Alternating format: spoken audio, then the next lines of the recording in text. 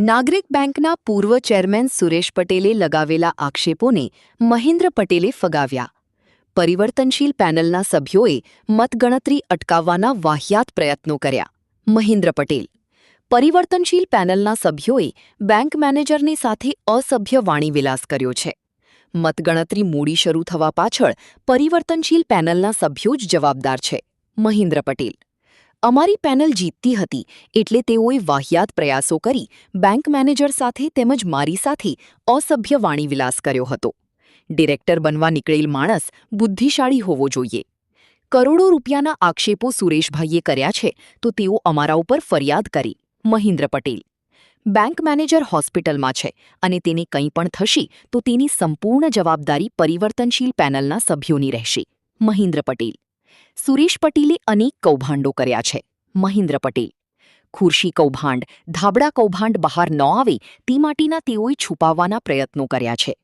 સુરેશભાઈએ પોતાના કાર્યકાળ દરમિયાન ભરતીમાં પણ તેમના સગા વહાલાઓને લીધા છે.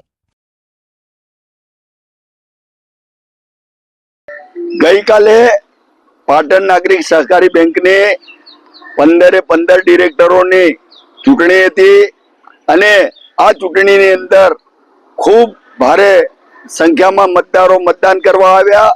સારું મતદાન થયું. પ્રક્રિયા મુજબ 4 વાગે મતગણતરી શરૂ થવાની હતી, પરંતુ આ એન પ્રકારે 4ની જગ્યાએ 6 વગાડ્યા અને મતદાનમાં 2 કલાક બગાડ્યા. એ પછી પણ 1 કલાક બીજો બગાડ્યો અને મતગણતરી છેક 6:30 પોણા 7 ચાલુ થઈ અને અમે જોઈ રહ્યા હતા કે મહેન્દ્રભાઈ પટેલ આ MN હાઈસ્કૂલના પ્રિન્સિપાલ ધનરાજભાઈ ઠક્કર મનસુખભાઈના ઈશારે અને આ મહેન્દ્રભાઈના ઈશારે કામ કરી રહ્યા હતા. 8:30 8:30 આ મતગણતરી રોકાય એવા પેતરા કરી રહ્યા હતા અને અમે જોઈ રહ્યા હતા અને એમને લગભગ 9 વાગ્યા 9:30 વાગ્યા આસપાસ માઇક ઉપર જાહેરાત કરી કે મારે સવારે સ્કૂલ ચાલુ છે, શિક્ષકોને આમ જવાનું છે. આ બોનું કાઢીને એમને મતગણતરી રોકાઈ દીધી અને બધા ખુલ્લા મતપત્રો અને પેઢીઓ મૂકીને ઘેર જતા રહ્યા. પાટણ નાગરિક સહકારી બેંકની ચૂંટણી ગઈકાલે યોજાઈ ગઈ, જેમાં મતદારોએ ખૂબ ઉત્સાહપૂર્વક મતદાન કર્યું અને આ મતદાન સંપૂર્ણ રીતે અમારી પ્રગતિશીલ પેનલ તરફેણમાં હોય એવું અમને ચોક્કસ લાગી રહ્યું છે અને જેટલી મતગણતરી થઈ છે એમાં પણ અમારી પેનલ સંપૂર્ણપણે આગળ છે.